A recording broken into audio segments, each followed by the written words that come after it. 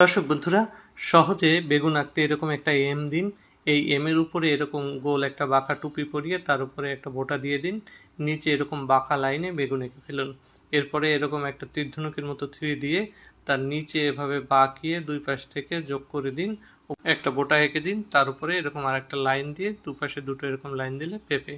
এরপরে এরকম একটা জিরো দিন লম্বা, দুই পাশে এরকম বাঁকা লাইন দিয়ে দিন, তার দুই পাশে আরো ছোট ছোট দুটো বাঁকা লাইন দিয়ে উপরে একটা বোঁটা এঁকে দিন। এরপরে দুই পাশ থেকে এরকম বাঁকা লাইন দিয়ে কুমড়া এঁকে ফেলুন। এরপরে দুই পাশে দুইটা সি দিয়ে এভাবে যোগ করে দিলে হয়ে গেল লাউ। এরপরে এভাবে 3 দিয়ে গাজর আঁকুন। 3 থেকে এভাবে দুই পাশে দুটো করে লাইন টেনে তার উপরে এরকম 3টা করে ডাটা দিলেই হয়ে গেল সুন্দর গাজর।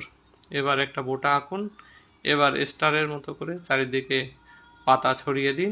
এরপরে নিচে লাভের মতো ডট দিয়ে দিন, হয়ে গেল সুন্দর স্ট্রবেরি। এবার এগুলোকে রং করে দিন বিভিন্ন রং। বেগুনের রং বেগুন, এটা পাকা পেঁপে, হলুদ কমলা একটু মিশিয়ে একটু সবুজ দিয়ে দিলাম। এরপরে কুমড়ায় হলুদ এবং সবুজ দিয়ে, লাউ সবুজ দিয়ে, ক্যারট কমলা এবং সবুজ দিয়ে, স্ট্রবেরি সবুজ এবং লাল দিয়ে। কেমন লাগলো তোমাদের?